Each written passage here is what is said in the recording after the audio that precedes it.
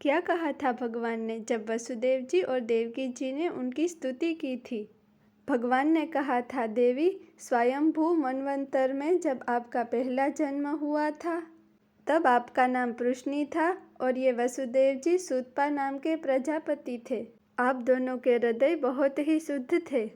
जब ब्रह्मा जी ने आप दोनों को संतान उत्पन्न करने की आज्ञा की तब आपने इंद्रियों का मदन करके उत्कृष्ट तपस्या की। आप दोनों ने वर्षा, वायु, गर्मी, ठंडी इत्यादि काल के विभिन्न गुणों को सहन किया और प्राणायाम के द्वारा अपने मन के दोषों को धो दिया।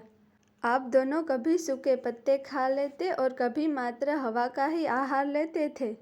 आपका चित्त बहुत शांत था। इस प्रकार आप दोनों ने मेरे पास अभीष्ट वस्तु प्राप्त करने की इच्छा से मेरी आराधना की। मेरे अंदर चित्त को जोड़ के ऐसा परम दुष्कार और घोर तप करते करते 12,000 दिव्य वर्ष बीत गए। पुण्यमयी देवी, तब मैं आप दोनों पर प्रसन्न हुआ क्योंकि आप दोनों ने तपस्या, श्रद्धा और प्रेममयी भक्ति से अपने हृदय में निरंतर मेरी भावना की थी।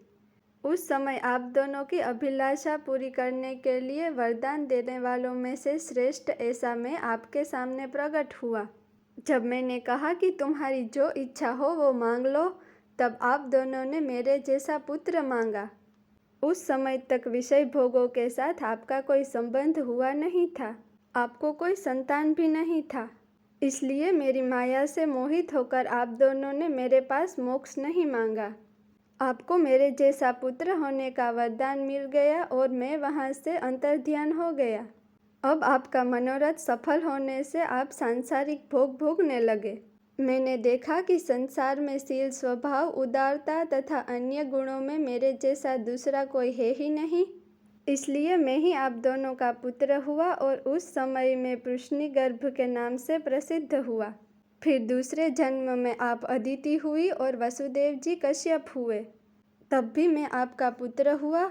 मेरा नाम था उपेंद्र। शरीर छोटा होने के कारण लोग मुझे वामन भी कहते थे।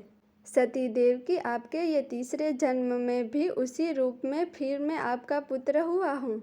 मेरा वचन सर्वदा सत्य होता है। मैंने आपको मेरा ये रूप इसलिए दिखाया कि आपको मेरे पूर्व अवतारों का स्मरण हो जाए। जो मैं ऐसा नहीं करता तो केवल मनुष्य शरीर से मेरे अवतार का ज्ञान होता नहीं। आप दोनों मुझ में पुत्र भाव तथा निरंतर ब्रह्म भाव रखना। इस प्रकार वात्सल्य, स्नेह और चिंतन द्वारा आपको मेरे परम पद की प्राप्ति होगी। इतना कह के हरि मौन हो गए। अब उन्होंने अपनी योग माया से पिता माता के सामने ही तुरंत एक साधारण बालक का रूप धारण कर लिया। आगे की कथा सुनेंगे अगले वीडियो में।